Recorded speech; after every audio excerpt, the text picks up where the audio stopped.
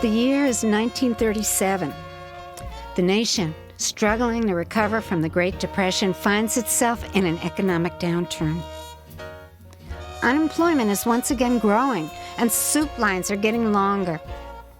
In Europe, fascism is on the rise. The growth of Hitler's power is frightening. In Asia, Japan and China are in combat. The whole world is hurtling toward war. This is a time for Americans to buckle down and dance? From coast to coast, Americans of every age and walk of life are abandoning themselves to the merriment of a new dance craze, the Big Apple. Holding hands like children in friendly circles.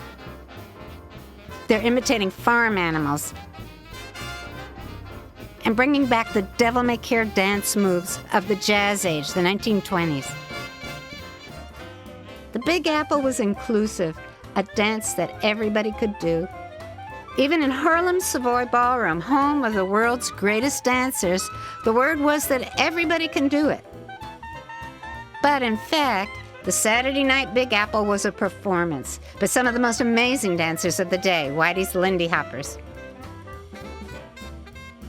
Whitey himself watches as they perform a version of the Big Apple created by one of his chief dancers, Frankie Manning. The Big Apple dance got its name from the African-American nightclub in Columbia, South Carolina, where the dance craze got its start. The Big Apple building had originally been an Orthodox Jewish synagogue, the House of Peace. When the congregation moved, the building started its new life. Soon, teenagers came night after night to watch the dancers from the balcony of the Big Apple Club. But the great mystery remains. What inspired the young African-American dancers at the Big Apple nightclub to make up this dance? Many scholars agree that the ring shout is the probable root of the Big Apple.